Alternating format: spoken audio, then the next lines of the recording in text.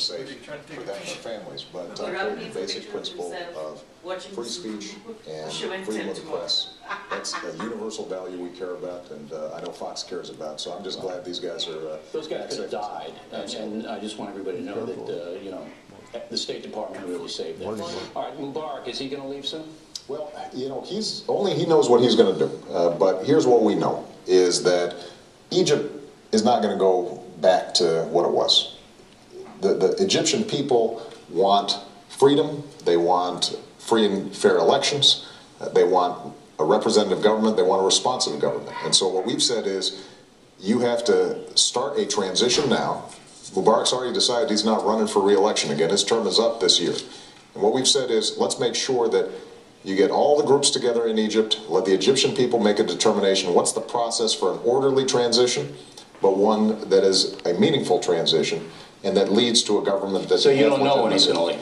Well, you know, ultimately, the United States can't absolutely dictate what happens. But what we can do, Bill, is we can say that the time is now for you to start making a change in that country. He's already done that, but the longer he stays in, the more people are going to die. And the other problem is Mubarak knows a lot of bad things about the United States. I'm sure you're aware of that. Well, let me say this. The United States and Egypt have been a partner for a long time. Right. He's done some bad things. He has been a good partner when it comes to the peace with Israel. There have been counterterrorism efforts that he's been very supportive of, but what we've also consistently said to him, both publicly and privately, is that trying to suppress your own people is something that is not sustainable. And part of the message that I think we're seeing all around the world is, when you resort to suppression, when you resort to violence, that does not work. Yeah, but it worked for 30 years, so he had his run. But he knows a lot of bad things about us, rendition and all of that, and I'm sure you know that. So I'm just worried that he might go off the reservation. The Muslim Brotherhood, great concern to a lot of people. They a threat to the USA. I think that the Muslim Brotherhood is one faction in Egypt. They don't have majority support in Egypt. But they are well organized, and there are strains of their ideology that are anti-U.S. There's no doubt about it. But here's the thing that we have to understand. There are a whole bunch of secular folks in Egypt. There are a whole bunch of educators and civil society in Egypt that wants to come to the fore as well. And so it's important for us not to say that our only two options are either the Muslim Brotherhood or a suppressed but you don't want the Muslim Egyptian people.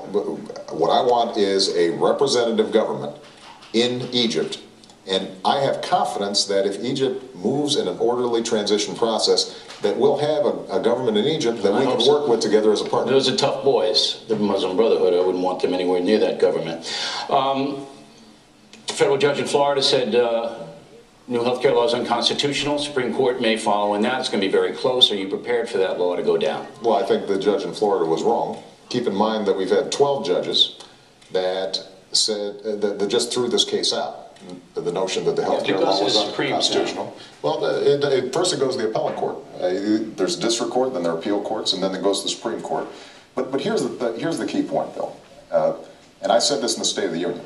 I don't want to spend the next 2 years refighting the battles of the last 2 years. Yeah, but you're going to have to. Well, I don't think the Supreme Court's going to hear this one way or the other. What the American people have said is, we want cost controls in health care. We want security in health care.